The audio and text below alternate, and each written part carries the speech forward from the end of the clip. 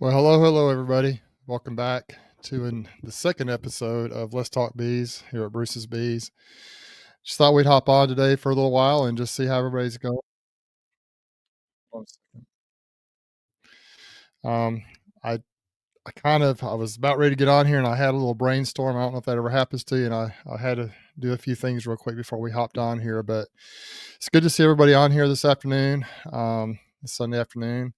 I see we have Randy, Joseph, we have Pat from Freedom Apiaries, Highland Honey, Patrick Stevenson, David Hunter, Robert Lewis. If I miss anybody, just forgive me. Randy again, Highland Honey, Joseph Rawls. Last night I had an opportunity to go on one of Joseph's lives. We had a good time there for a little while. Appreciate you letting me come on, Joey. Grayson from Wildwood, Honeybee Farms, Patrick Stevenson, um, Robert Lewis, Mike, welcome aboard, Dennis Barney, Sam Mixon. I probably won't be able to keep up with everybody as we go along, but I'm going to mention a few of you here to start off with. We have Tony and Liz. We have the Morris Homestead, Miles George, Ricky Yeldale, Russell Amon. Thanks for coming on here. Redfish from not too far from here. I think Redfish, I believe you're up in around the Columbus area, if I'm not mistaken, not too far from here.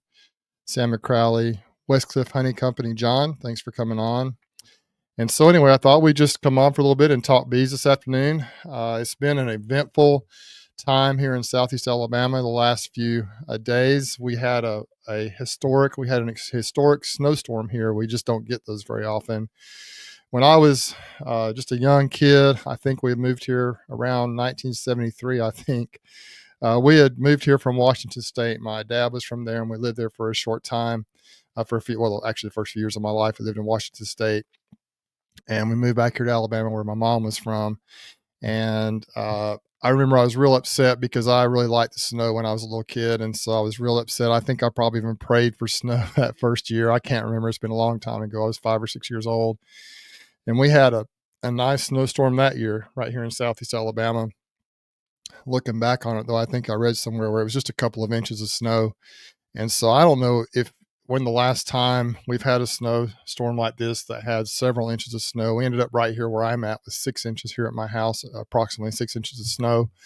And over west of here, out between Andalusia and Opp, we have, they had, I think, 11 inches, which was one of the highest here in the South. It wasn't too far from here. It's about maybe an hour and a half west of us out there. They had I think, Ken Lebowitz, who is the Alabama state lead for Hives for Heroes. I think I saw where he had measured 11 inches of snow, which is a whole bunch for this area. And so it was a generational, once in a lifetime type of a snowfall here. I heard somewhere where back in 1895, they had a big snowstorm. And I actually saw a picture someone from church posted of, I think, and she's about a little bit older than I am. And I think some of her relatives have been playing in the snow back in the, I don't know, many, many years ago. It's black and white. So but it's really rare. I know you guys up north, those folks up north, it's not a big deal. 6 inches of snow doesn't even slow you down. When I lived in Utah, a 6-inch snowstorm was just like business as usual. A little bit inconvenient, but that was about it. They have all the equipment, the tools to get the roads clear, and it's just not a big deal. But here, it was pretty neat. And one of the things I thought that was pretty neat too was it's almost like time stood still here. Obviously, people were nervous to get on the roads. It was, I think, it started off, it had been kind of cold leading up to it, so the ground was cold, which set up for the perfect conditions of the snow to stick and to accumulate. And then it was a fairly heavy snowstorm for several hours, and obviously everything just ground to a halt. Everybody got home from work if they could before it got too bad. And so it was really quiet. You could just hear the snowfall. Those who are familiar with snowfall, it's just a real peaceful feeling. It wasn't super windy, so it wasn't like this screaming wind blowing or anything like that. It wasn't a blizzard. It was just a nice steady snowfall for several hours. And so I think one of the things I saw that was pretty neat was, and I read this, someone on social media said that, it was a time where almost like the world came to a standstill. People were out just having a good time, just enjoying themselves, not worried about, you could see families out playing in the snow. You could see snowmen being built the next day. Just a neat time where people just could kind of enjoy themselves for just a couple of days here. And just, it was just like almost you had adults acting like kids just out playing around in the snow. And it was just really neat. And so anyway, I think that's the way it is most places when it snows at the start of the year, but then over time it gets pretty monotonous and the snow gets kind of slushy and kind of nasty and dirty, where you're driving on it, trying to live on it and live in it. And for a couple of days, it was kind of magical here in Southeast Alabama. But I thought I'd just hop on today. A few weeks ago, right before the Bee Expo, I hopped on a Sunday afternoon. My wife was out of town, and I just said, "Hey, let's just do a chat." I actually kind of got the idea from Lawrence over at Black Mountain Honey he's over in the UK, I think, over in England or the UK, somewhere over there. And I met him at the Bee Expo the previous year, and last year's Bee Expo, not this year's Bee Expo. And I thought, if he can do it, I can do it. Now, Lawrence does a great job of actually, he answers every single comment, every single question that comes in. He addresses it.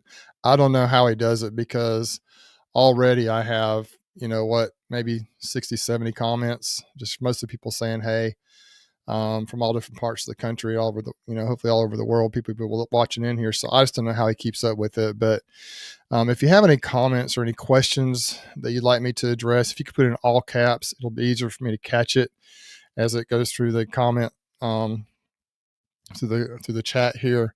It's just kind of difficult to see stuff that's not in all caps. If I miss your question once, then just put it in again. I have about an hour to an hour and a half to be on here today, so we may not answer everyone's question, everyone's comment. And if if it's a natural ending before then, we'll close before then. But I thought we'd just get on here and hop on here and just chat bees a little bit today. First of all, I will. Okay, I'm going to go ahead and show this one. Mike Berry jumped in here. We expected to answer every one of our comments and questions. Well, Mike, that's a pretty high standard, man. I just don't know that I can do that. It's I'm gonna, if they're in all caps, I'll try to address them. Otherwise, there's no promise. But I'll do the best I can. I appreciate you being in here, Mike, and everybody else. So many people have hopped on, even since I recognized everybody at the beginning. So if I don't mention your name, please don't be upset with me, because it's just hard to keep up with everything here. But I'd like to talk a little bit about how my bees did through the storm. I put a video out, I think it was yesterday or the day before. Time goes by so quickly. I put a video out showing, I went out there, I was at work on Tuesday, and of course the storm was moving in and people were nervous. They let us leave early that day. And as we were leaving, the snow was starting to come down a little bit. And first of all, I drove down to Applin Farm, which is kind of south of here. I thought, man, that'd be a great place to make a video. But when I got down there, it had not accumulated much at all yet. It wasn't snowing as hard down there as it was up here, even here in Dothan. And so I decided to drive up to the Midland City Bee Yard. As soon as I crossed Highway 84, which is it's due west of right where I'm at sitting right now, where I crossed that highway, it began to come down harder. By the time it made it to the Midland City Bee Yard, where I shot that video, it was coming down pretty hard.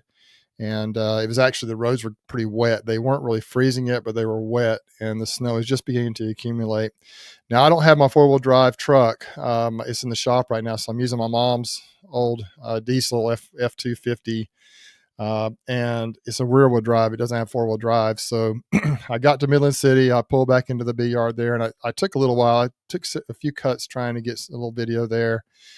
And if you watch the video, you can see it was really coming down. It was really just a neat experience for me, just being out there in that snow. It was quiet out there, the snow falling, and shot the video. By the time I got back on the road, just probably maybe I'd say 30 minutes later, if even that long, you can see me pulling out of the bee yard there and going right through that snow. And I got on the roads, and I was a little nervous trying to get home. Down here, they don't have the products put on the roads to try to let's see right here, to try to put on the roads to keep that snow melted. They don't have the snow plowing equipment, and when a heavy snowstorm comes down like that, really anywhere, there's a little bit of a precarious time until the roads are ready to go. And so even driving, it's probably about 5 or 6 miles from the Midland City Bee Yard to my house. It might be 7 miles, I'm not sure.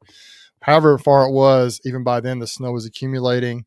I kind of got in behind a semi truck and stayed in the lanes that he was kind of clearing for me and made it home pretty well.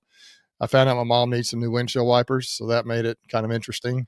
But we made it home, parked the truck, and just kind of enjoyed the afternoon with my wife here at the house. We watched the snow accumulate, and just it was a beautiful sight to behold. And so, anyway, we really had just an awesome experience. If you want to kind of see a quick little rundown on what our experience was, you can watch my video. The next day, my wife and I got up and we walked around the neighborhood. It was just completely quiet and silent out there. 6 inches of snow or so built up, crunching beneath our feet, and we enjoyed that. I went into work that afternoon. It was interesting to me how by 8:30, 9 o'clock, even though it was still in the 20s, the snow on the black asphalt here in the neighborhood that was exposed to the sun began to melt. And it was a little precarious going to work, but not bad. And in the shady areas, it was still pretty icy. And over the bridge on the way to work, it was pretty icy, but the rest of it wasn't too bad. And so by the next day, when I filmed the end of the video, a lot of the snow was beginning to melt off. And I was able to peek in a few bees that day. I think it was around in the upper 30s that day. So if you watch the video, you'll see what I'm talking about. But anyway, it was a historic event here. It was incredible. Anyone who lives in the South knows what I'm talking about. It came strictly, if you got much north of Montgomery, I think, or even south of Montgomery, there wasn't much snow. It was really just isolated to an area of the country where we never get snow like this. Mike Berry, the folks over in Louisiana got it. I've seen videos of people on the beach down in Panama City and across the Gulf Coast that had several inches of snow. It's really pretty cool. So anyway, for those of you up north that were kind of chuckling at me, and those who I've seen even putting in the comments here, talking about how cold it is where you're at and the negative temperatures. And Brian Coper from Castle Hive did a video where he threw the boiling water up in the air. I think it was negative 17 or something, and it froze immediately. So, I understand that we're not as tough down here. We don't deal with this very often, but it was kind of fun. See a lot of folks in here. I see Melanie Cruz in here. Hey, Melanie, welcome in. Thanks for joining us this afternoon. I'm sure I've missed some of you as you've come in, but I appreciate you all being here. And I wish I was Gary Stewart. Let's see what Gary Stewart says. I wish I was famous enough to get a hat. You're talking about the hat I've got on, or I don't really have any Bruce's Bees hats. I do have some Alabama Friendly Beekeepers hats, but just a few of those left. We didn't make many of them. So maybe someday I'll have some of those available. But I did want to kind of spend a few minutes with an introduction here as to what's been going on here in Alabama. And then I want to kind of dive into some of the things that I wanted to talk about today. Number one, I wanted to talk a little bit about the Bee Expo. I know it's been a few weeks, and I do have a couple more videos I'm working on that I may put out or I may not. I'm not sure. But first of all, the reason I wore this hat is, first of all, I think that this logo right here, if you can see the Easy Ox logo, it's pretty darn cool. Mike at Easy Ox, Mike's Bees LC, has created a product that it's one of 2 approved products, I think, in the United States for oxalic acid treatments, and it's approved up to 2 grams per hive, although I actually use, and I'm not afraid to tell you, I use more than that. Thomas Robinson here says they call it a cluster. That's what I said in my video. I said it's a cluster or a ball of bees, and they call it a cluster. That's maybe what he's referring to in my video. But yeah, this is a hat from him, and I wanted to kind of wear the hat today, and I wanted to go through and show you a few of the things I got at the conference. I didn't have anything I really needed at the conference to purchase. I ordered a pallet of, call it a skid or a pallet of the Endura Hive Propola boxes from Greg Burns at Nature's Image Farm. He's bringing those down this coming Friday. He's going to bring, several people are going to meet him. He's bringing a load of those boxes here.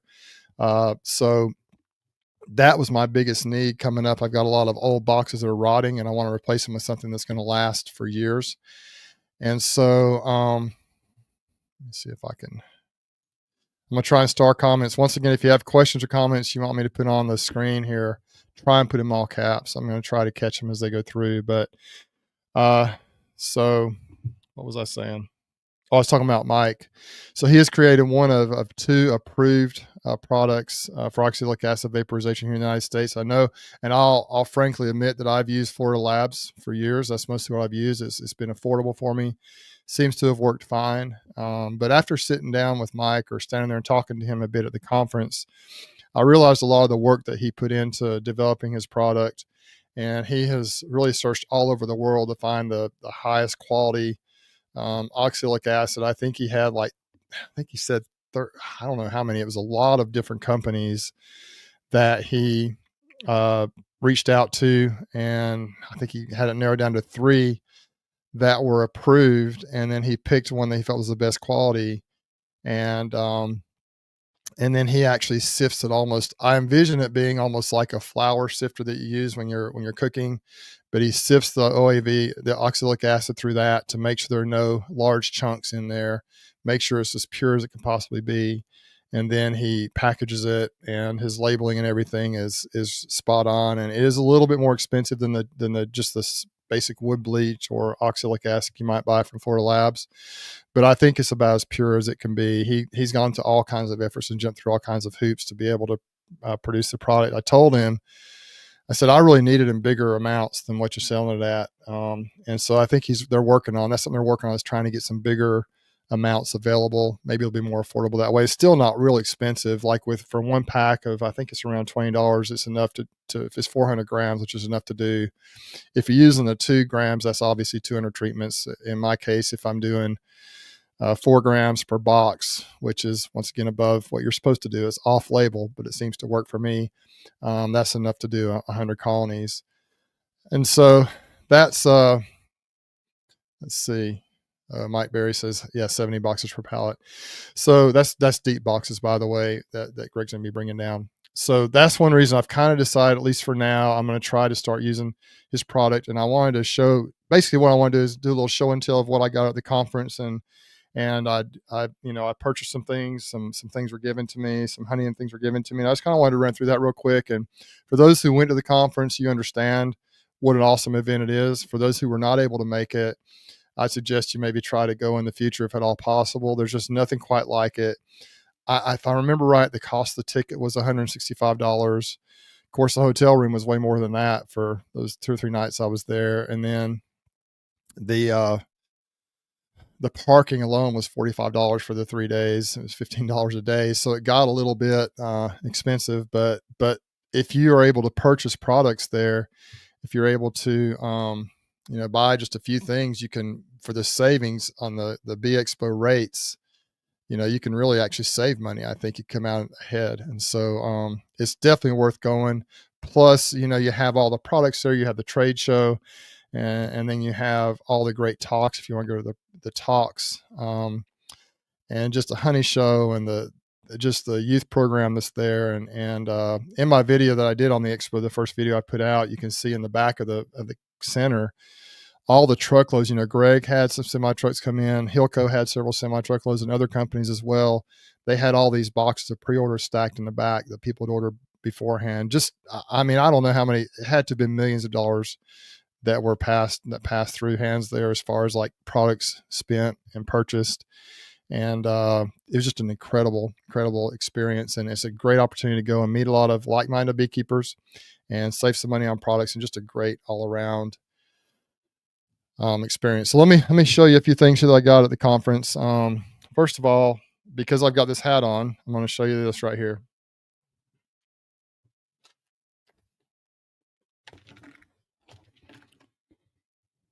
Okay, this is the Easy Ox product right here.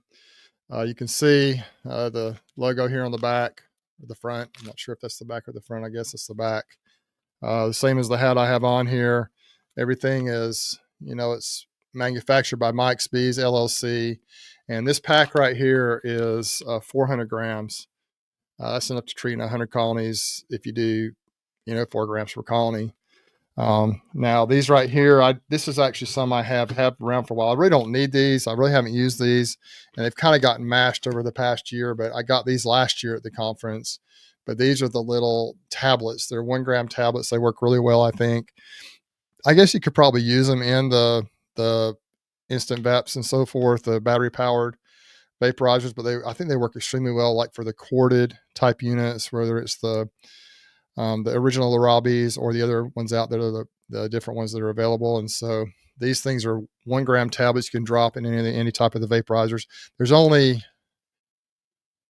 There's 50 tablets, so that's 50 grams worth in there. So that's kind of the other way you can get it. Personally, I'm going to just probably, when I purchase this, I'm going to go ahead and just get these packs right here, and hopefully we'll have a bigger amount available, whether it be in a bucket or in a larger bag, whatever, that I can use in the future. And so he showed me this, when you squeeze it, I'm not sure if you can hear this or not. It's almost like you're walking through snow. It's just really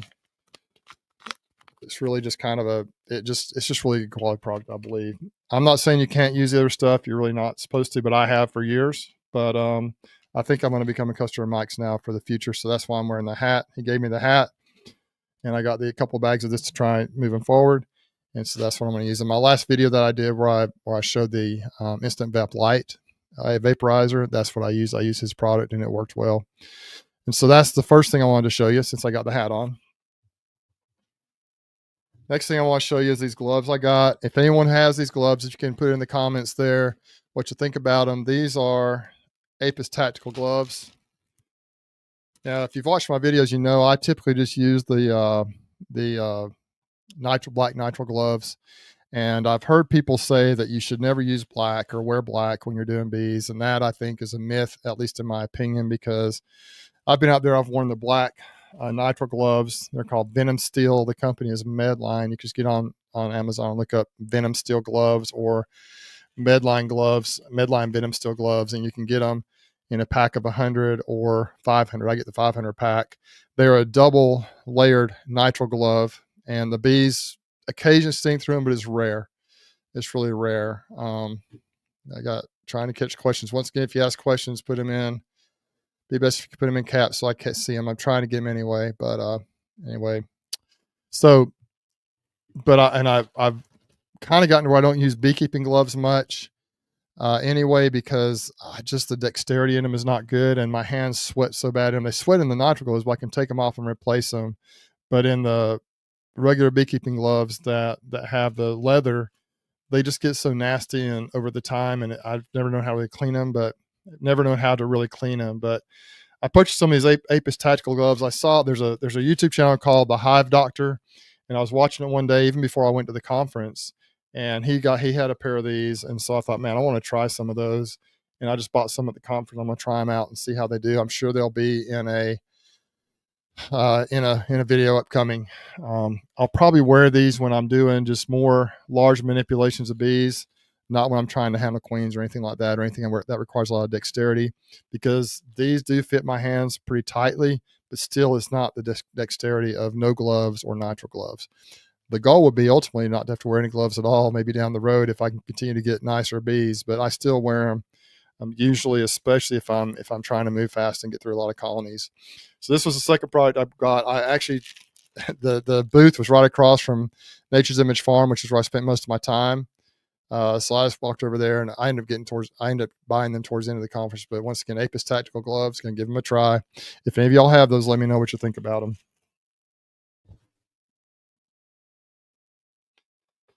I got this box right here from Easy Peasy. I bought this very similar kit, if not the same kit, last year from him, and that's what I used to graft my queens with. I'm gonna open it up here and see if I can pull it out without it being too much trouble here. But he's got a kit. He basically uses the JZ Beezy system as far as the cups go, but some of his other stuff it's 3D printed some different things, but it's a pretty good system, and it worked for me last year. I tried it twice in the spring. It worked really well. I had a great acceptance rate, and some of those queens were still going strong. But when I tried it in the fall, it was late summer. It was like late August or in September. And okay, could I please put the name of the nitrile gloves you use? Thanks. Dennis, I may try to put that in the description, but I'm not good like Brian Coper. I can't necessarily type it in here. And so it's just the company is Medline, Medline, and the gloves are called Venom Steel, Venom Steel, like metal steel, Steel. So look those up online. You can find them online pretty easily. But anyway, there's a couple of bars here to put your cups in. You've got the little, this is how you transport your cages if you want to, I'll show that to you in a second here. You got these, this is a grafting little frame. You can put your frame in here to help graft with. I didn't use this last year because I had a different setup on my steering wheel on my truck. These are little candy caps if you're going to introduce them with candy. Of course, here are the grafting cups, JZBZ. There's some things in here I have to get educated on. I'm not even sure what they are. These are the little racks. These go on the ends of the frames, and you just hang the little bars in these. A good quality Complete Advantage marking paint marker. Blue is the color for the year. Light blue, that'll really glow and shine better than a regular blue one, I think, when I'm trying to find queens that I mark. This is a little syringe, I think, to help either just put water into. I'm not sure what that's for, actually. Maybe it's for royal jelly. Maybe it's to help introduce water to the bees if they're, if you're transporting them or whatever. The grafting tool, and these are the little cages that you put over the cups. Like what I did last year is when the bees had completed capping the queen cells, I went in and I put these over the cells so the bees couldn't tear them down as the time went on. I left them in the colony until they were ready to transport to the hives and put in the new splits, and it worked well. You see it's red, white, and blue, like a flag. Let me turn it right. It probably looks back. Yeah, there we go. It's red, white, and blue, like a flag. I believe that this kid I bought, he donated a certain amount of that money to Hives for Heroes. I think is why that with that special kit I got, it wasn't more expensive for me, but he donated part of the money to Hives for Heroes. So that's what the kit is. Really everything you need to graft. I think there's enough in here. I think there's 60 cups, so you can do 2 rounds of queens with this, I believe. And so that's the kit I got, the easy peasy system. And I know there's all kinds of other systems out there. It is pretty easy. All the stuff is in the kit. It worked out well for me last year. And so I just bought another kit this year, and I'm going to give it a try. Oh, goodness. So another company that I've kind of, I know John Turpin from Strong Microbials, and they sell probiotics for bees. And I don't know what your thoughts are about probiotics. Some people really believe in them, and some people don't. I personally think it couldn't hurt. And so I've been kind of trying to use the probiotics with my bees the last couple of years off and on. I'm not sure really if it's helped or not, but the concept is good. I think the jury's still out as far as if they work or not. Some of you, if you have any opinions on Strong Microbials or probiotics for your bees, let me know. I certainly think that there's nothing wrong with doing anything you can to help your bee gut health. And it makes sense that the bees do have the flora in their stomachs where similar to us, where they have certain bacteria that are required to be there, and it helps them digest their food and be more healthy. I think a lot of the idea behind probiotics is that if you're in an area where there are issues with different sprays, pesticides, fungicides, and so forth, it can help strengthen the system of the bees to be able to kind of plow through those situations a little easier, a little better. And so I did purchase a box of 500 treatments, applications of the, it's the Super DFM P801. And this is, I think, more designed. This particular type of probiotic is not just a straight up Super DFM. It is the P801, and it's designed to be used in agricultural areas primarily. I think I've used it in the past. The bees lap it up. They don't like it when you apply it necessarily. They fly up at you pretty hard, but they do consume it fairly quickly. And I don't doubt that it helps some. I hope it does, and it definitely doesn't hurt. And but another product, I think that they're trying to develop some other products at Strong Microbials, and this is one that John talked to me about a lot about, that I decided to purchase 10 pounds of this. This is it's called Bee Bites Protein Brick, and it's a big green brick. Let me see if I can pull it out of here. It's pretty heavy, but basically it's their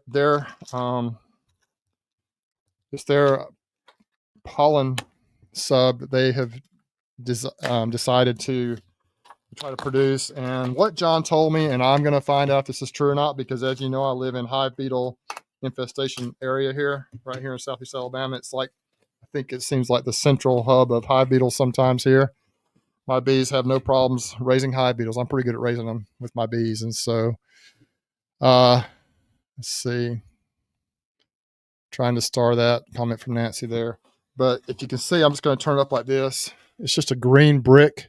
And what John told me is they since they've been trialing this and using it with their bees, I think it does have the super DFM in it, possibly the probiotics, but it also has, it's kind of green colored. I think it's got, they use a lot of seaweed and stuff in their product. I'm not sure exactly how it works, but it's basically a protein sub. But he says that they haven't noticed having a lot of issues with hive beetles in there. And so that would be a blessing if you could find a protein sub that does not. Yeah, old Bruce is on here for Stormstead, of course, telling me it's snake oil. Well, if that's what you want to believe, that's fine, Bruce. But anyway, they suppose this protein patty, and I don't know what all's in there, but hopefully it'll help. And I'm going to try it out and see. I've tried applying protein patties to my bees over the years, and within just 3 or 4 days, they have a hive beetle larvae in them. So we'll see what happens when I apply it. So watch the videos to see what happens. Okay. Let's see what else I got here. Someone was asking earlier about Simple Comb. I purchased some more Simple Comb cartridges here. Now, the truth is, last year, the Simple Comb, I did have success with it. I ended up with 32 what would have been sellable cartridges of see if I can get this out of here, of Simple Comb out of 80. And so it was a decent take, but I would have liked to have seen it better. But this is what it looks like. As if you're not familiar with Simple Comb, it's individual cartridges, I think they call them, and when you end up when it's sellable, when you're done with it, I think they call them packages or whatever they call them, that you can break off these individual packages here. You can sell them. They said some people are selling for $15 a piece. I personally, I think $10 a piece is what I would try to sell them. I didn't sell any this past year. I've been giving a few away. I've been just eating them myself, and man, they're really good. But they've changed it this year. Last year, there were some issues with them. And for those who may have tried it, the previous mold on these would only fit certain frames properly, and you had to get the right kind of frames. Better Bee was good. Marks that there. Better Bee was good, and there were some different frames, but some of the frames were too narrow top to bottom. The space in the middle is too narrow, so you really couldn't get these in there very well. So you had to make sure you had the right frames. Well, they have completely redone the mold. One thing they did, if you look at these right here, you'll see that can you see that? Yeah, the actual orientation of the comb in there, the pattern is pointing vertical up and down. Previously they had it flipped the opposite way. And if you look at bees when they build their natural comb, if I'm not mistaken, they pretty much build it like this. And I talked to Mick up there about that, and they've changed the mold that way. They also have created these to where they'll fit any frame. They'll fit in there, they snap in there pretty easily. And they also have it designed to where you can avoid them building propolis around the tabs. When you flip these back like this to put them in the frames, the bees will build, they'll build propolis around these tabs, propolis or wax. And so it makes the cartridge not quite as clean, the package, when you pull it out. So I'm going to try it again this year. They put a lot of work. They listened to the customers and they tried to improve it. And so I think they've done that. I actually went over to a place and snapped these in myself to see how much easier it is. Also, when you fold them back to put them in the frames, they snap together easier. The ones previously wouldn't stay together very well, but you see how those just snap together really well before you put them in the frames. And for those who may not be familiar with the Simple Comb as well, you see there's 4 cartridges on this one I guess product here. It'll go in one frame. This is just half of what goes in a frame though. So you'll have 8 in a frame. If you do 10 frames worth, that's 80 of these cartridges. So if you multiply that even times $10 a piece, you can see where it goes. It can be very profitable with the comb honey. And I'm going to try a little different this year. One thing that Mick talked about is instead of just putting an entire box of these on a colony, maybe try to put maybe like 2 in the middle of like, for example, if you got a honey super that's got 10 boxes in it, or that's got 10 frames in it that are full and capped, that you can pull the middle 2 out, put these in there and squish them together. But you got to make sure all the frames are very tightly packed. Otherwise, the comb will be too thick that they build.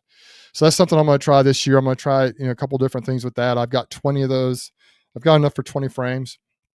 So that could be it could be a really cool adventure if it works out well for me. And it was just like wrestling with it last year, getting the frames. This year, it looks like it's going to be much easier. And like I say, I actually practiced with it to make sure I could do it this year. So that should work out well. Let's see. Bye Bye Beetle. They were there. I purchased a box of this. I think this is 20. Let's see. I think this is 20 of them. It's little beetle traps. They look like I think they call them the beetle barns, maybe. Very similar type. I don't have my knife on me. I'm not sure if I can get that open, but basically what this is, and I talked to him for a while, I didn't get anywhere near enough to treat all my colonies. I got enough to treat basically 10 colonies. So we're going to see how it works. I may just do it kind of as a trial run to start off with. Just to see if I notice a difference. I think I will. I can't get this thing open. Here we go. But you got these little beetle barn looking traps here. And in the middle, there's some bait. If I can get it open. I think I need a hive tool or something to pop it open, which I don't have here, but you see the bait in the middle. And that bait is it's got a beetle attractant in it. I don't know exactly what it is, but I think it has a beetle attractant. There's some boric acid in the bait. And so suppose it just annihilates beetles. They go in there, they eat whatever the product is that it's mixed in with, and it kills them. And so I'm going to try some of these in some of my colonies. They say to put 2 of these per colony. So I'm going to try that in 10 colonies whenever I get a chance. If I think about it, that's my plan. And we'll see if I notice a difference. Not going to do it right away. I'm going to probably wait till a little bit later when the season comes for hive beetles. Not a lot of hive beetles right now out there that I'm seeing. So we'll wait a little while on that. Supposedly those traps will last for, I think it depends on how many beetles. And of course the conditions can vary. But I think, let's see. Trying to catch these questions. All caps helps, guys, if you can put them in all caps. But I think I'm going to try it and see if I notice a difference in the beetle population in my hives. And and I may or may not do videos on it. I think I may just kind of try that out and see. That's something that's out there though, the Bye Bye Beetle. It's a new product that I think has some potential. Okay. This is another pretty cool product. And I was walking around and I showed a little bit of this in my video from the Bee Expo. This is a honeybee bucket alarm. And what this thing does, it's got a little float right here on the bottom, and you can get different depths of these things. This is the one that's closest to the top of the bucket. So when you're filling up a bucket with any type of liquid, whether it be water or anything else or honey, it'll sound an alarm, so you know you're not going to overflow your buckets. He had seen me last year when we tried our new system, our new setup for honey. Filling up honey buckets. We had the first one or second one we did overflowed. And so he was waiting for me, and ended up bringing this thing home. And so it's, let's see. I'm going to hold this up here so you can see the phone number. You can see the contact information right there. If you want to reach out to him and just see if you want something you're interested in.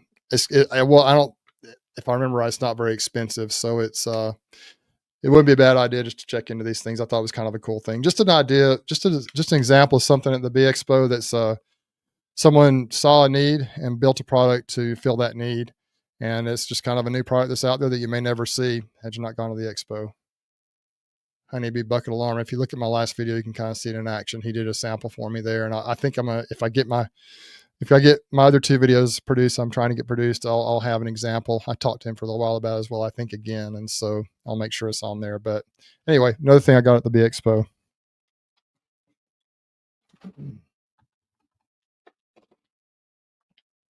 Now here's another product. If you've watched my videos, you'll know that, let's see. You'll know that I believe in this. Now I didn't purchase any of this at the Expo because I'd already purchased it when I got there, but I have a pretty good relationship with these folks over at Hive Alive. I know that you can put sugar bricks in there. I know that some people just use dry sugar. Some people continue to feed liquid if it's not too cold where they're at. But I found, after I went to the Bee Expo, Cayman's conference about 2 or 3 years ago, I bought a box or 2 of this. I think I bought a box of these, and it's honestly saved some of my colonies that were almost in starvation mode. And so last couple of years, I've kind of done the same thing, use it almost as an emergency feeding if I have bees that were light or that I couldn't get fed, and I could just throw a pack on there and it would help. This year I decided to go all in, and I've actually applied this to all my colonies twice now. And if you've seen my video, if you saw my video from a couple of weeks back, you'll realize that the bees are looking good. I'm not saying they wouldn't have looked good otherwise, but I do think it helps. I definitely don't think it hurts. And it's just such an easy thing for me to purchase a fondant that's already put together. I don't have to try and figure out how to mix it up. It's got all kinds of ingredients in it already. A lot of different things in there. And it's just really good for the bees. I think it seems like it really helps. And so that's what I'm using on all my colonies. I didn't purchase it at the expo, but of course Hive Alive was there, and that's where I purchased it originally, and was at the conference. And I'm a believer in that. I know Greg and Brian also use it with good success. It's even in the colonies that have weight, it's a good insurance policy. It can't hurt, and the bees do seem to like it. And it takes them about, even strong colonies, at least 2 to 3 weeks kind of to get through an entire packet of it. So it just is a slow feeding type thing that really helps, I think, strength, or if it doesn't strengthen the colonies, I'm not sure if it does or not, but at least it keeps them moving forward and moving in the right direction. Trying to flag a few things here for the future. Okay, and now, oh yeah, one of the coolest products I told you earlier, if you weren't on here, I'm going to kind of review a little bit. I got Greg Burns coming down with a whole pallet of his Propola EnduraHive hive bodies for me, plus the frames to go with it. And he's coming down and delivering that for several of us down here in this area, making an Alabama run. But Greg has a new product. I walked in to the conference. He just unveiled it. They just unveiled it at the conference. And it's a beautiful, beautiful box. Let me show it to you. This is the one I brought home with me. Let's see if you can see it here. There it is. So you see it's a little darker in color. It's almost like a dark greenish, golden color. It's just beautiful. I think if you set these up in the edge of the woods, they would be camouflage. They're just beautiful. But Greg had this box made for me. They're copper dipped Endura hive boxes. They're not using copper naphthalate. I'm not sure what kind of copper they're using, but they've got a new whatever they're doing. They're dipping them in copper and wax dipping them.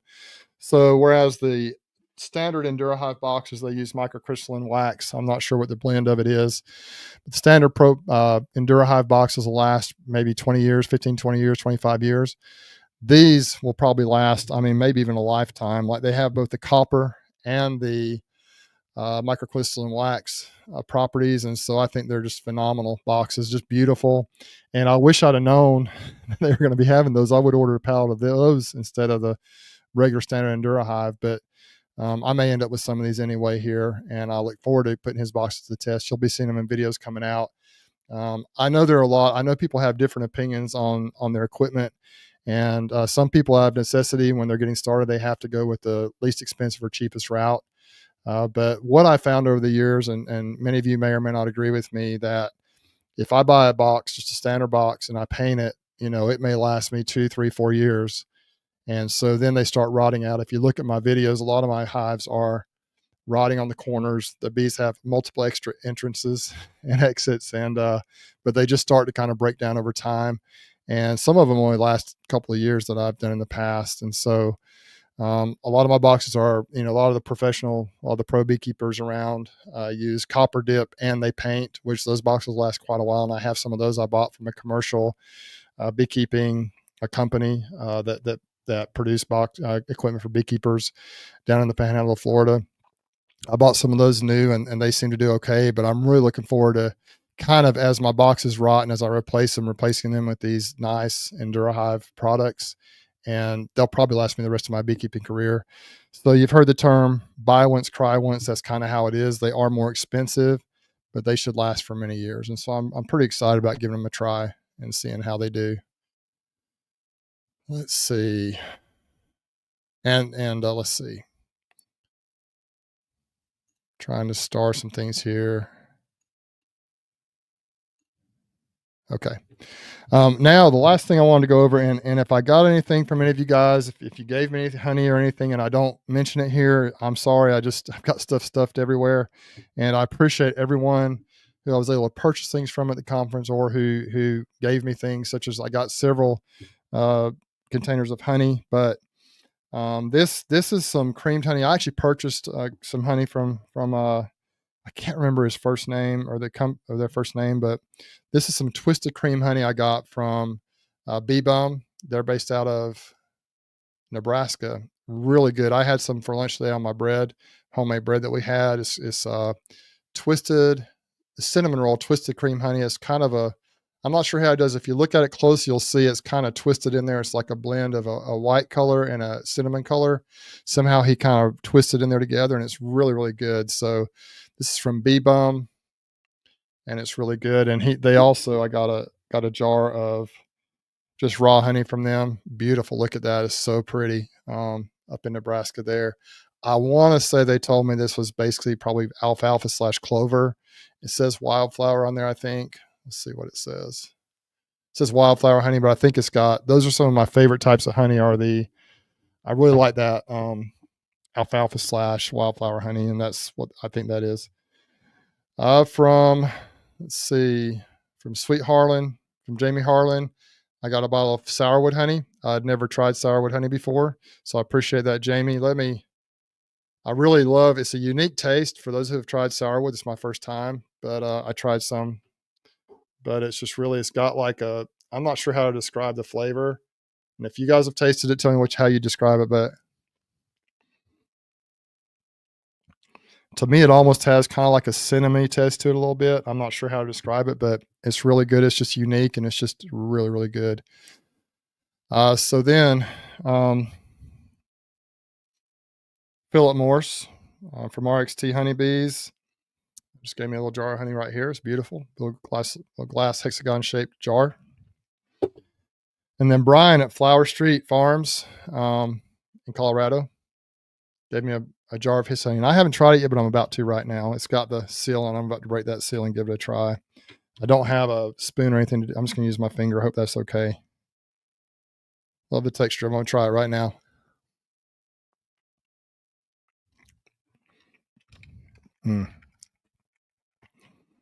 That tastes a lot like my favorite creamed honey, favorite honey I've ever had, which is, once again, it's alfalfa clover honey from Cox Bees in Shelley, Idaho. Cox honey. That reminds me a lot of that. It's really good. See how light it is, almost white in color. And I think that this from Bee Bum would be a similar type honey, but it's got the cinnamon mixed into it. If you look at the lighter colors of it, it's a light color kind of like this. And so very, very good. And then we have Lindsay Homestead Farm from Jeremy Lindsay I think he's up in Tennessee. Yeah, he's up in Tennessee. Look how pretty that is. I'm just going to try this. Why not try it while I'm at it here? Oh, it's very, very full. The jar is all the way to the top. A little bit off the lid here. Let's see how this Tennessee honey tastes. Man, it's so good. Just so different. It's like each type of honey. It's amazing how different honey can taste. Ashby, for Ashby Farms. Ashby gave me this up in, he's from North Carolina, some honey. And then I got some from AMV Apiary as well, gave me a bottle of honey. So that's kind of a little show and tell here, what I did at the conference. And I hope you've kind of enjoyed that little show and tell. I know the conference was a few weeks ago, but I'm just getting on here again. So hopefully I didn't bore you with that. Let me see if I can find some questions here. We have about 35 to 40 minutes left of time here that I could be on here. I have something I got to do later on this afternoon, but let's see. Let me see if there's anything else I need to.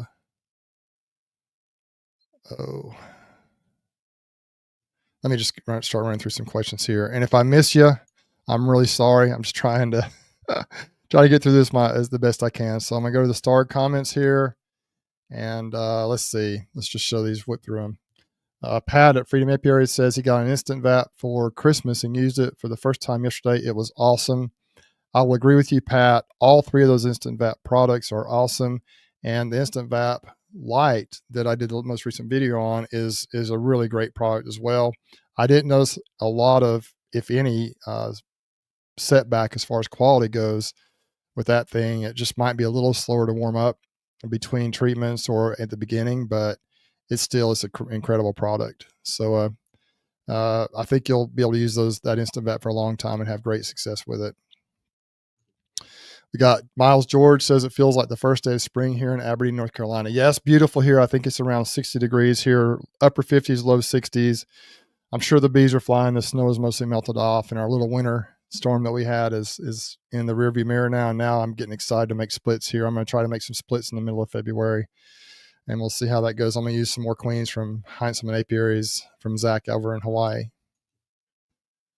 Let's see. Todd Fudge says, hi, Bruce. Enjoyed meeting you at the Expo during Dr. Bartlett's talk on small hive beetles. And for those who went to the conference, if you have access to the talks, I'd encourage you to go watch that. Some new research they're doing over at the University of Georgia with Dr. Bartlett. And they're utilizing basically the active ingredient that's in GrubX. They're mixing it with pollen patties and having tremendous results. But it's not approved. It's not like you can't purchase it, the product. You can't do that. But he showed a lot of studies on how that works. And if you emailed him, he might be able to kind of walk you through the process of how to create that product. You can't just mix GrubX with pollen patties. That doesn't work. That's not wise, because there are more products in the GrubX that they don't know how the bees will react. But the active ingredient of GrubX has known to be deadly to beetles and beetle larvae, but it doesn't affect the bees at all typically, or the egg or brood production. It seems like is going pretty well, but you can watch that talk to find out more. It's real interesting. Let's see. From Gary Stewart, I've seen Bob Benny using 2 vapes at once. So how much is he using? I don't know what he's using per box. He might be using, you'll have to watch his videos, but my guess is he's using 4 grams per box, which is what I'm using, but I don't know that for sure. But I typically, the way I do it is I'll put a vaporizer with 4 grams in. If it's a double deep, I'll put a vaporizer with 4 grams in. I'll put my other vaporizer in another box, same thing, and to get it started. And then as it comes back up to temperature, I put another dose in there. So get 8 grams for a double deep. That's how I'm doing it. The Easy Ox is approved for 2 grams per box, but I'm doubling that and my bees seem to be doing fine. So I'm doing it off label, but I'm about to do some checks here in the next week or two to see how my mites are looking. Hopefully it knocked them back. It's been about a month now since my last treatment, so we'll see how they're doing. Let me go back to the live comments, see if I'm missing anything.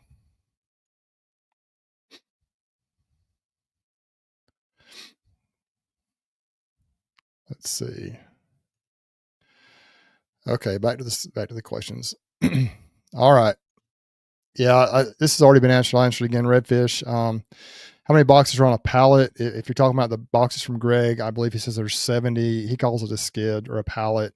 70 deeps on a skid, and I think it's significantly more than that if they're mediums, but I'm getting all deeps this time of the Endura Hive Propola boxes. That's what I ordered. Really good rate. He basically gave me the Bee Expo rate, which was really a reduced rate on those boxes, but man, they'll last. There's no doubt they're going to last me, hopefully, for a long time, maybe even the rest of my beekeeping career. Who knows? I'm 57 now, so if I get 20 years out of them, who knows? If I get that many years out of them, then it's going to be well worth the money I spent on them. Bob Bennett, thanks for the $5 super chat. He says, thanks for doing a live stream.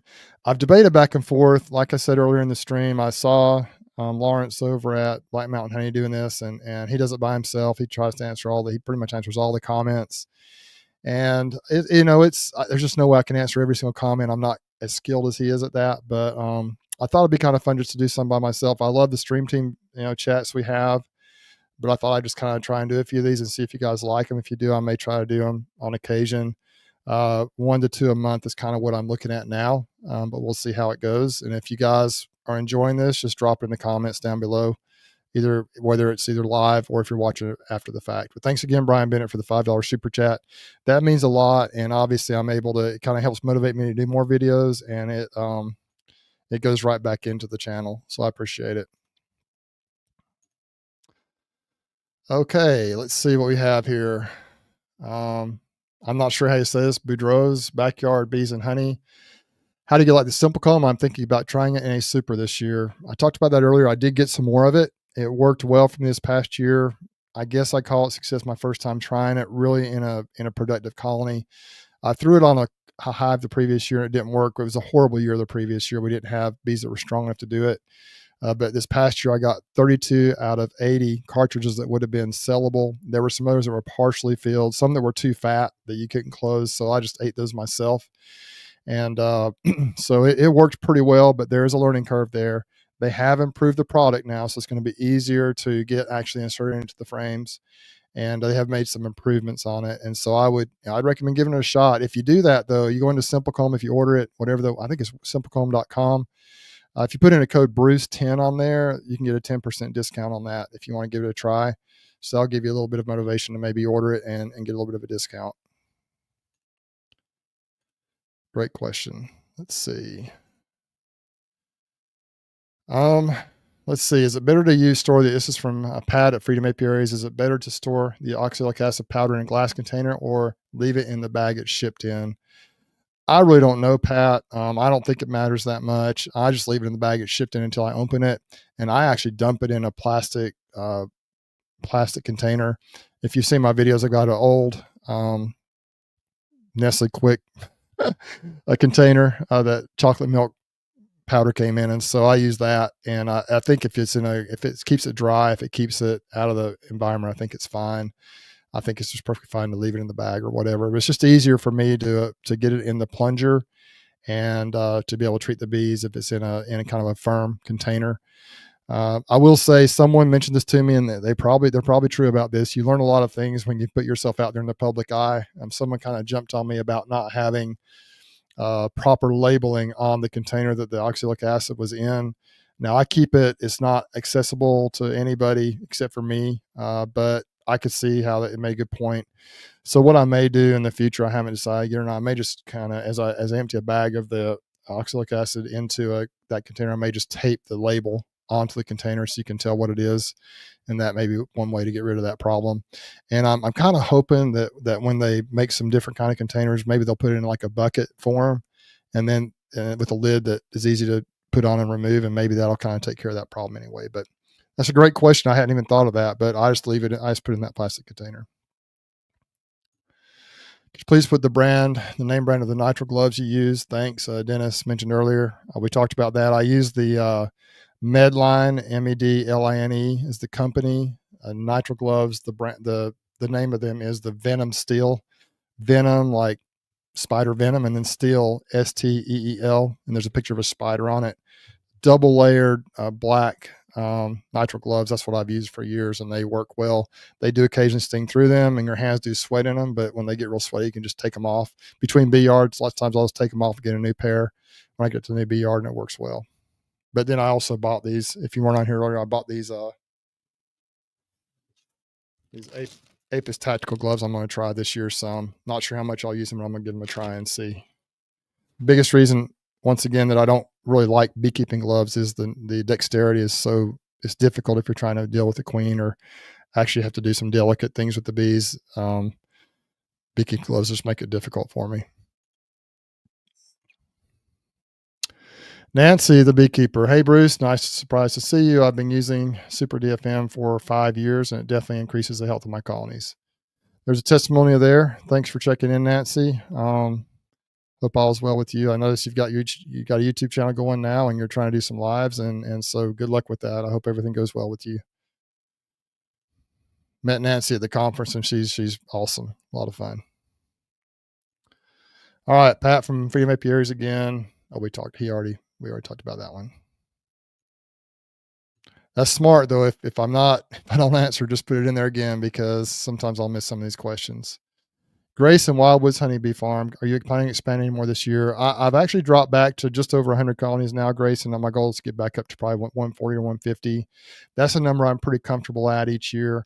Last year, I think at the peak of the season, I had 144 colonies, and 100 of those became production colonies, and we ended up with a record honey crop that was just about right for me. So I do plan on getting back up to that, pushing that 150 mark. I don't know if I can really manage much more than that, but we'll see what happens. I don't have any plans to just double or really grow rapidly. I just really have a hard time handling what I've got now, and I don't think I need to get too big, but we'll see what happens. Every year is a new adventure, right? Let me go back to live chat and see if we got any more questions to flag here. All right.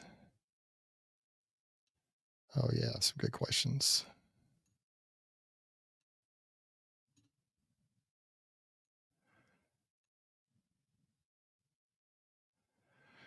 Just going through here real quick. Making sure I have these comments. All right, let's go back to the start items here. Okay. Gary Stewart says, let's see. I picked up a cool frame that has 45 pop-out cages made of queen excluder material, cage 45 queens. That sounds pretty cool. Did you get that at the Expo, Gary?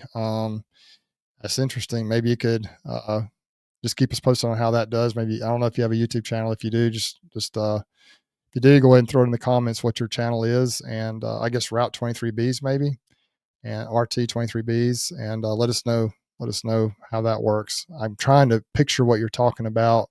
It sounds really cool though if you can do that. If it sounds like it'll work well. Todd Fudge sounds like he's had some experience with the Bye Beetle. He says, I'm finding dead beetles on top of the frames when I open the lid. That's what you want to see, Todd. I like that. I want to see dead beetles. The only really good beetle is a dead hive beetle. So I like that idea. I think people are having good success with it. I will say that one thing that people that I heard the Bye Beetle guy told me is that sometimes with these, if the bottom of the box is not, if you put it on the bottom and if it's not perfectly level, the beetles can work their way underneath the little beetle gel. So you want to make sure that it's level. Some people say you can put a little tiny drop of the bait, which I didn't get any extra bait, but underneath there, and then you have to make sure that the bees can't get under there somehow. So, or else it will, if the bees eat it, it will kill them. So you want to make sure the bees don't have access to it. And then that'll eliminate any beetles underneath, and the bees will propolize around those little cages when they've been in there for any time, I think. So that won't be much of a problem, but that's a good testimony there. I appreciate you checking in, Todd, on that. Thank you. Is it true? Sean says, is it true that Russian honeybees make 10% more honey than Italians, etc., and other bees? I don't know. I've heard that. I know that Russian bees are extremely frugal. I've also heard that Caucasians are very frugal. Greg runs a Caucasian Appalachian cross up there in Southeast Ohio, and he's getting that kind of dialed in and honed in on on his bees. And so, but I've heard that Russian bees will really surprise you because they are just so frugal. Like they don't, it doesn't seem like they have enough bees to make as much honey or be as productive as they are, but they are super frugal and they do a really good job with that. So I don't have any experience with Russian honeybees yet, but I've heard that they're very frugal and very tough bees, and they're good bees to have. So very well could. I think it could be true. I've had good success with all the different varieties of bees I've had, but could very well be true. Let's see. I've got Highland Honey says, I've got Hive Alive on mine, but they're barely touching it. But it's theirs insurance, especially in February, March, tends to be starvation time here. Yeah, that sometimes if there's plenty of food stores below, or if the bees are down kind of a little ways away from it, I don't know where you're at, Highland Honey. If it's cold, they might be clustered kind of down where they won't really get up to it. But man, my bees usually jump on it. If you look at my most recent video of the little snowstorm we had here, some of the hot colonies I opened up, I just put that stuff on there, I think a week ago, like about 9 days ago. And some of them were up there working it, even through that snowstorm. At the end of that snowstorm, they had it partially eaten, if not mostly eaten, and other ones hadn't hardly touched it. I think that the cold snap, they had clustered below that, maybe a box below. Maybe that's where the honey was, or where the brood was, and so they weren't up there in it. But my bees, some hives, some colonies obviously eat it faster than others. I'll have big, strong colonies that don't hardly touch it or don't eat it hardly. Maybe they don't need it. and others that'll just plow right through it and just hork it down in just a few days. And so it just depends on the colony, the genetics, and each situation. But I do agree, insurance policy is not a bad idea at all. And that's kind of what I'm doing this year, making sure they have the food they need with that. And it's on there as an insurance policy as much as anything. We'll see how it goes moving forward. All right. Matt and Sandy Valley Honey Company. Look forward to picking up some deep boxes from Greg when here in Missouri next week. Great products. Yeah, they are. They're real nice products. And I look forward to having them for many years to come. Redfish, great. Great question. Are you going to expand this year? And if so, how much? Grayson kind of asked that earlier. Yeah, I'm going to try to get back up to my close to 150 mark. I've got some Hawaiian queens coming like I did last year. Going to try and split in the middle of February like I did last year. Hopefully the weather, if it's a day like this, then that'll be perfect if I have a couple of days like this. But I've ordered 28 queens from Zach Heinzelman in Hawaii. And those are the queens I got last year that did really well. It's just down here. If you can get queens early in the year like this, you can split pretty early. It's just a matter of getting those queens, and it's a little risky in February to use cells because you just don't know what the drone population is going to be, and you don't know what the weather is going to do. You may have 7 to 10 days of beautiful spring-like weather, then you may have 2 weeks of cold and rainy weather. So you just never know. But if you got mated queens, that helps eliminate that problem. You just got to make sure you feed them, make sure you check on them, make sure they're in good shape. And if they got plenty of food in stores, they'll usually do pretty well. Let's see. This is a great question from Grayson. How are you going to do your splits? Spring is near. Okay, that's a great question, Grayson. And I do my splits a lot of different ways. My favorite way to do splits, though, is pretty much fail-proof. I've seen Bob Benny do it this way. I've seen Tim Durham do it. Don't know if he's still doing videos, but I learned how to do it from him many years ago. He's an older fellow down in, I think he's over in Mississippi. But basically what I like to do is I like to make sure that there's plenty of brood. I basically if I have 2 boxes, what I like to do is basically pick however much brood I want to be in my split, and I move it above the queen excluder. Then I'll move all the frames below so all the brood's together. I put the new frames on the outside. If say it's a double deep, so I may try to get 5 frames of brood, 4 to 5 frames of brood, or whatever I want up above an excluder. Shake all the bees into that bottom box. Remove those 4 or 5 frames, whatever it is for my new split. Shake all the bees into the bottom box, and so I know the queen's down there. Put new frames or comb or whatever you want on the outside. Move the cluster all together, especially early in the year, and put new frames on the outside. Queen excluder, all the bees are below. Then I put another box on top, or I put another box on top. If it's a double deep, I just kind of make sure there's brood in both boxes, make sure all the bees are down below. And then I just put the lid on and let them stay overnight is okay. But sometimes, you can come back a couple hours later, and what happens is the nurse bees will move up to the brood that's above that excluder. And then you just take that box off, take those frames off, and go move your split away. You can move the split away, or you can take the bottom box and move it away with the queen and drop that split right back down there. Whatever you want to do, that's how you make your split. And then of course you can fill in that. If you started off with a single deep and you're adding a second box, you can fill the top box out with frames as well. Then you drop the mated queen or the cell, whatever you're doing, into the queenless part of that thing. And those have been some extremely successful splits over the years. That's a fail-proof way where you don't have to find the queen every time. I think some pros use that method too. You'll see them go through and shake, and even, they'll just be pulling frames of brood out, shaking all the bees down, queen excluder, new box on top, and they just kind of go through that way and put the brood above, and it works well. But there's so many ways to do splits. There's no way to talk about all those on here.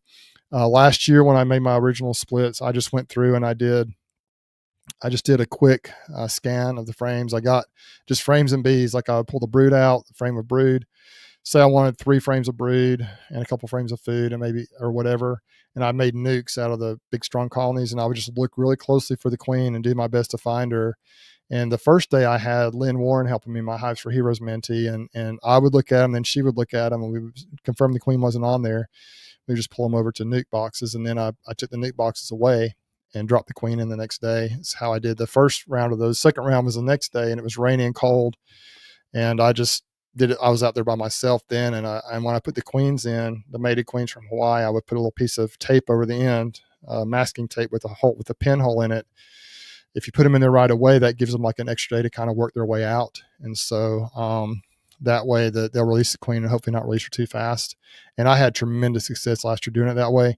I think I probably had one or two where I accidentally got the original queen, but I did a really high percentage, turned out perfectly on that. So that worked out well for me. But pretty much a fail-proof way to do splits is to make sure the queen is down below, move the brood above that you want to take, and shake all the bees down below, queen excluder, let the bees work your way up, and then pull that. It works really well. And I've done that. I've done probably hundreds of splits that way, and it's really my favorite way to do it. Another way to do it that works well too is if you're able to check your bees fairly often, which I'm not always able to do that, but you can if you got a double deep of bees, you got brood in the top and the bottom, and really a nice strong colony, double deep, triple deep, whatever it is, you can put a queen excluder, just take the top box off, lay a queen excluder down, put the top box back on, get everything how you want it for your 2 splits. If you want to make a full strength split, you can just equalize all the brood and everything and then put the hive back together. If you don't see the queen, just stick a queen excluder in there and just come back like 3 or 4 days later and look. And the box that you find eggs in will be the box where your queen is. And then you can put the queen in the other box if you want to do it that way as well. So, that's another way to do it. But those are a couple of ideas of how you can do some splits. Those are different ways, things I've used in the past that have worked well for me.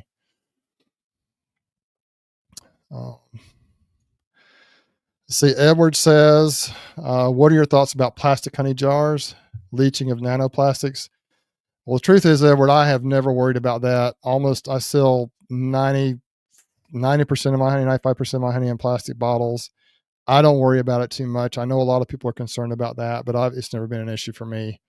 Obviously, glass bottles are nicer. They just look better. You look at how pretty that is. They just look really nice, and it's a quality product. But I've never had an issue with that. I don't personally know that it's that big of a deal, but some people really are concerned about that. And if someone really wants a glass bottle, I'll put it in a glass bottle. But I personally almost like squeeze bottles because you can just turn them upside down and squeeze the honey out. It's no mess, no hassle. So I prefer it myself to eat the honey that way. But some people disagree with me on that. I don't have a strong opinion about plastic being an issue, but some people do. So that's where I stand on that. Okay.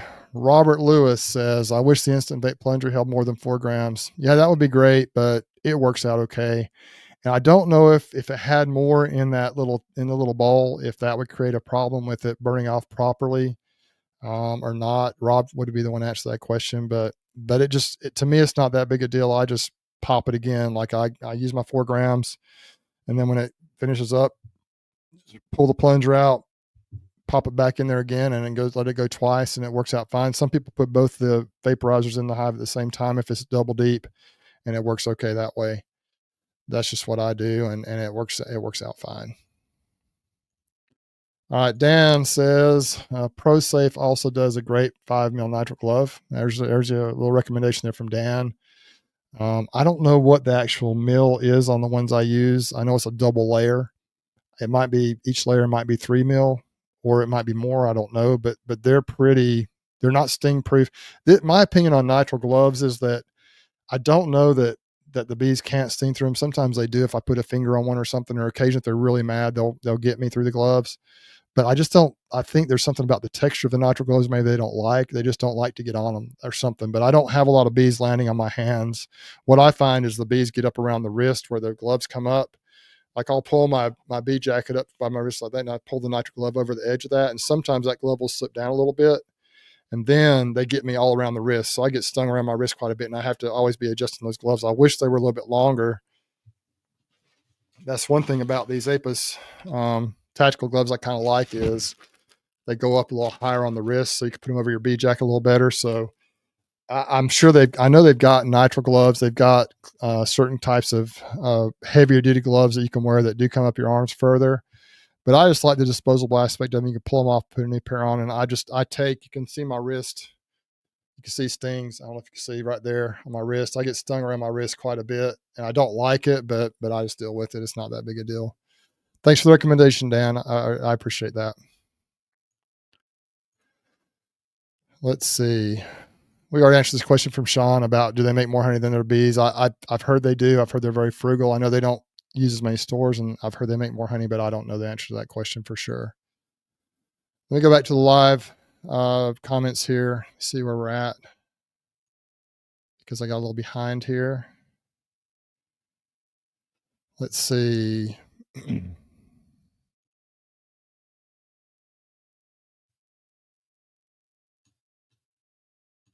Just looking at the comments here real quick.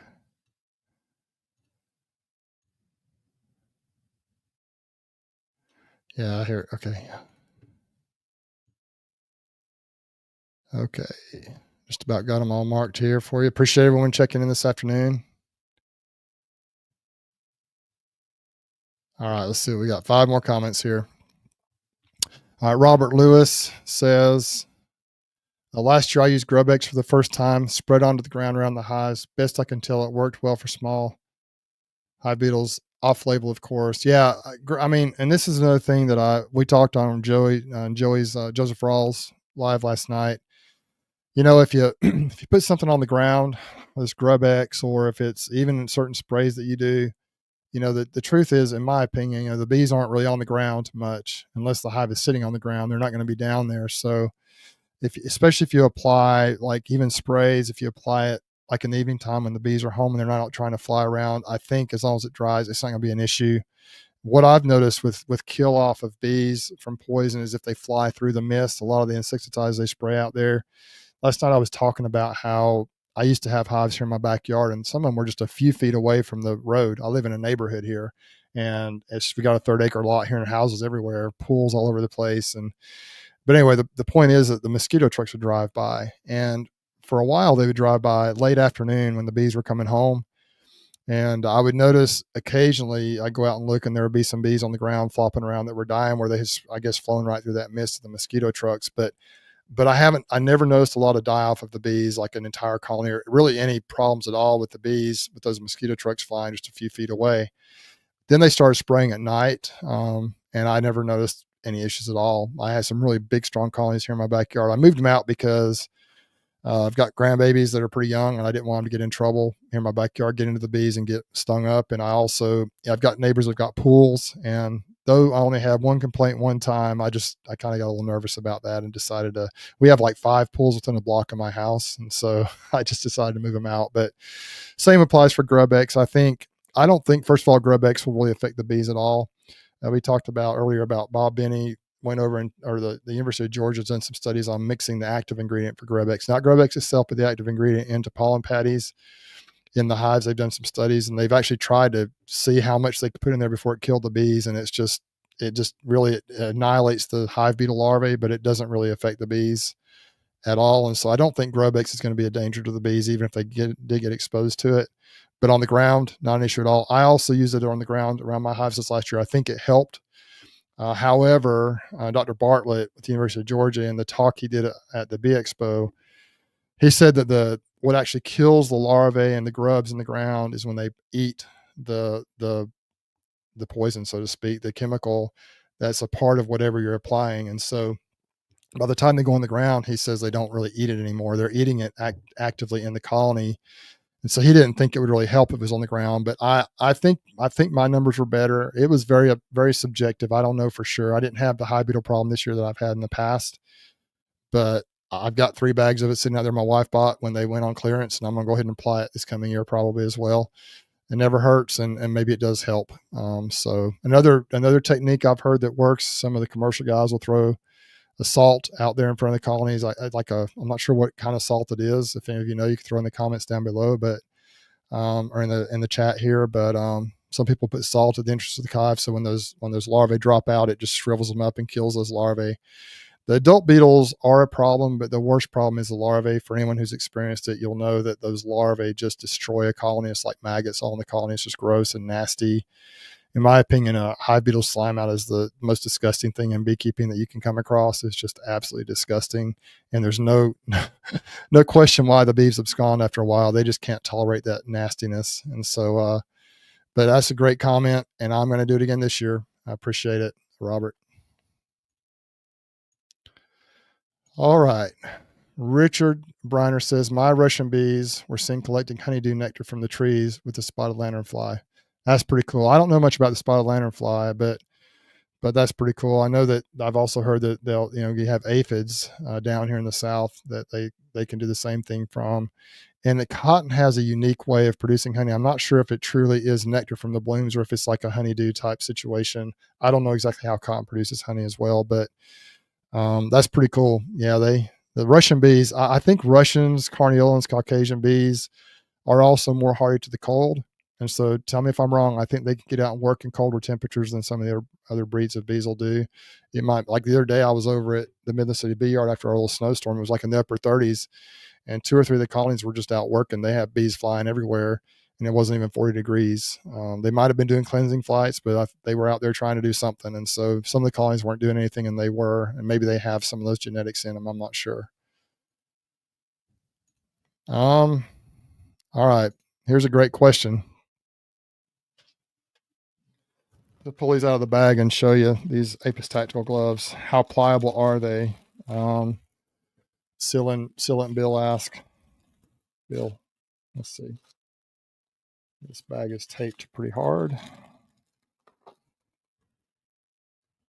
go ahead and put one on my, since I'm missing a finger on my left hand, I'll put it on my right hand so you can see what the glove looks like full.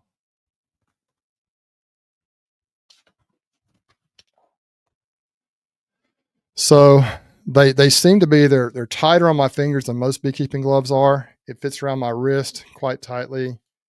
And so the dexterity is a little bit, they're pretty stiff right now, but I think when they get worked in, they'll be better. They're not horrible.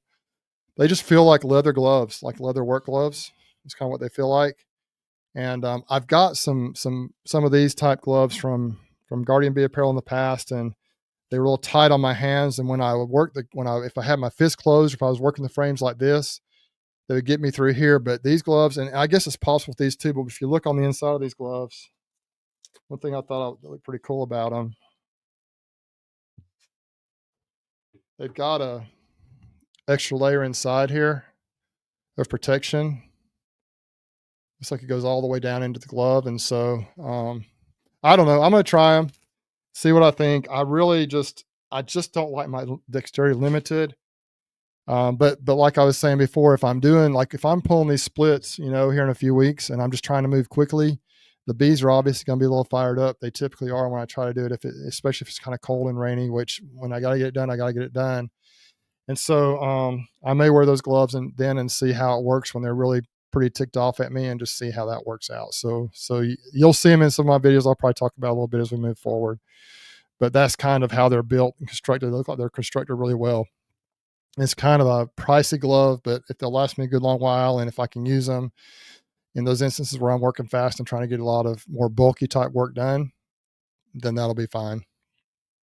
But to answer the question, they are fairly pliable. They're a little stiff right now, but I really think when the hands get sweatier when you work them out, I think they'll be pretty good. The dexterity, though, with any type of thick leather, the dexterity is not going to be as good as just your standard fingers or nitrile glove.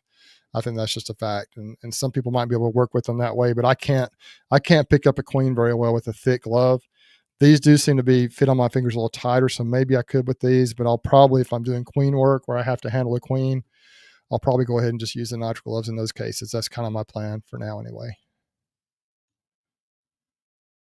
All right. This is, Joseph says, I've always liked to watch Walls Bee Man. That's Tim Durham I was talking about earlier. He's the one where I watched a video of him, my favorite way to do splits, where you put them below the queen excluder. I think the name of that video is The World's Easiest Way to Do Splits or something like that. But Walls Bee Man has some really good videos. He's old school.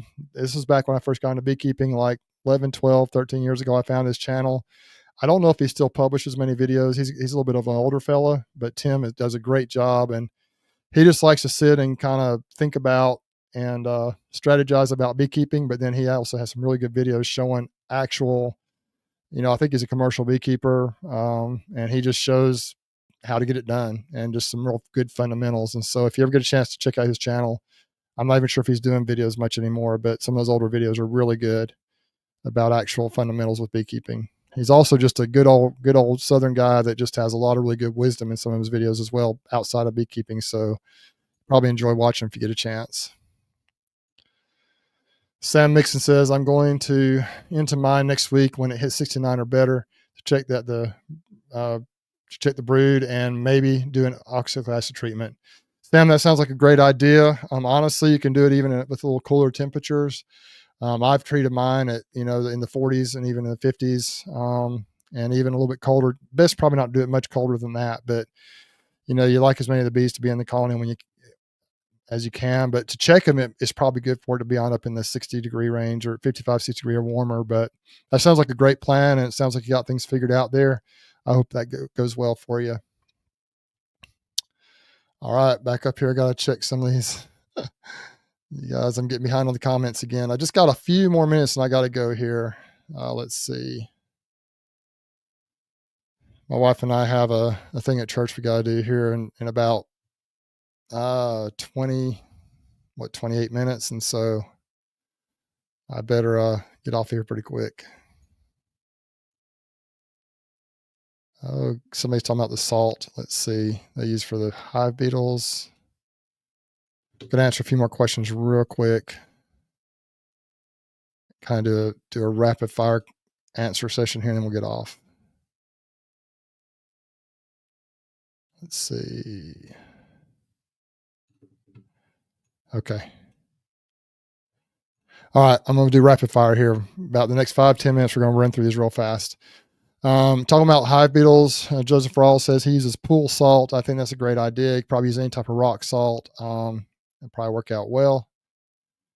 We got Highland Honey says they use water softener salt. I think any type of salt on the ground in front of the entrance of the colony will just shrivel up those little larvae when they fall out without any trouble. I've never used salt, but I think it's a great idea. Stan Gore from Texas Friendly Beekeepers down there in Texas. By the way, Stan is a great guy. He's become a good friend of mine, and he just is a lighthouse to those all through the beekeeping world. And I'm sure just not in beekeeping. He's just a lighthouse to the world, period. But he has a Facebook page called Texas Friendly Beekeepers. So if you've never been a part of that or seen that, if you're about friendly beekeeping,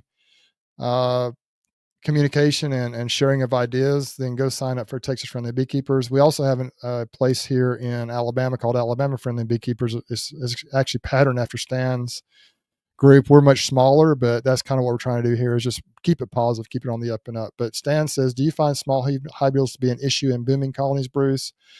I send them take over big colonies. Absolutely, Stan. Sometimes that's the case. However, my thinking on this has shifted a little bit in recent couple of years. I think that what I found is that it seems like it might be a big, strong colony in appearance, but usually it seems like the hive beetles are kind of opportunist. So I think there might be a problem in some of those colonies. If I dive deeper, it would be worth a try to kind of, if you start seeing a lot of hive beetles, go and maybe do a mite wash and see what the mite load is, just to check the overall condition of the hive, do an inspection and see if the colony looks really healthy. And if you still have a huge small hive beetle problem, then that's legit thing. But sometimes I think we have these colonies usually mid to late summer, right about the time we pull the honey off. These colonies look to be huge and booming with a lot of bees, but I think some of them are beginning to see some problems. I've never understood, and maybe Stan, you would have some ideas on this, but you might have two hives right next to each other that look the same, lots of bees, made a lot of honey, just look really healthy. One of them has, you pop the lid and there's 100, 200 hive beetles scurrying around. The other one doesn't have hardly any. So why is that? I don't know why that is. I almost wonder if the small hive beetles can kind of sense there might be an underlying problem that we can't see when we crack open the lid, and those might be the ones they're more attracted to. But I might be wrong. That's just kind of my opinion, and my mind is always shifting and moving around on this. But I have seen huge colonies just completely collapse and be full of hive beetle larvae, and I don't know what the cause is, but I have seen that happen in the past as well. All right, beekeeping gardening. Hello, Sebastian. Almond pollination this year, Bruce? Nope, I'm done with that for a while.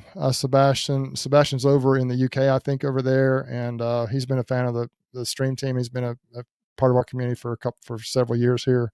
Thanks for checking in, Sebastian. But I had some experiences with that. It's just not worth it to me right now. Maybe in the future, if I go full time with this thing, but right now it's just not worth it to me to do the pollination. I can keep my bees home, keep an eye on them, and build up for the year. And it worked out. That's what I did last year. It worked out well. I'm going to do that again this year. Rapid fire. Got to be fast here. Anybody use saddle soap to clean gloves? Yeah, that's one thing that I don't know how to clean them. That's a problem I've always had with leather gloves. If you try to wash them, they get so stiff and almost unusable. So somebody needs to do a video on how to clean gloves out there. I don't know. That's something that someone can maybe throw in the comments there if you use saddle soap or not. That sounds like a good idea. It might be worth anything that could be used to clean leather and keep it supple would be good. That's one reason I kind of quit using leather gloves because they get so nasty. Sorry, I got to ask, how'd you lose the digit? Table saw, 2014, year after I got into bees, cutting a board for a bee box, and I got careless and I actually popped these 3 fingers, but the middle one or the index finger got it the worst. It's on this joint right here. They repaired it. Repair failed about 3 to 4 years. It was like in 2018, January 2018, I actually had it taken off. They did a ray amputation down right through here. So the hand really looks fairly normal and it's very much more functional. There's a lot of pain and discomfort with it. The cold, it couldn't tolerate. It was horrible for about 3 or 4 years there. It just was it was just a pain, literally a pain in the hand, I guess you would say. It was awful. And so it's been much better since I actually took the finger off. But yeah, it was, if you're using a table saw, be careful and utilize safety principles. I just did something I knew better than, and I paid the price for it. Let's see. When do you set out swarm traps here in MC? Does that mean Midland City? I'm not sure what MC means. If that's Midland City, Alabama, that's just up the road. I have bees in Midland City. But basically, swarm traps can go out really. The biggest time for catching swarms is late March and April here. But swarms begin to appear here in the next few weeks. Now this year it was a little colder, maybe not as soon, but we've had swarms in February here. And I think even a late January swarm occasionally here. So really you can get them out just about any time, but you probably won't start catching bees until March, April timeframe, late April and late March and April, maybe a few earlier than that. I don't know, but that's a great question as well. Oh goodness. Look at old Brian here from Castle Hives. He always just has joked around with me. I'm an Alabama fan, but he says OH, and then now I have to say IO because they actually won the national championship. Congratulations, Brian, on your national championship. I guess one every however many years, every 25 or 30 years is good enough. That'll work. Thanks, Brian, for checking in. Brian is one of our group on the stream team. We do those chats every Wednesday night at 7. We rotate through our channels. For those who may not be aware, we rotate through Castle Hives, my channel at Bruce's Bees, and also Greg's channel at Nature's Image Farm. The next one's going to be on Greg's channel this coming Wednesday night at 7 o'clock Central, 8 o'clock Eastern. So tune in and join us if you're not familiar with it.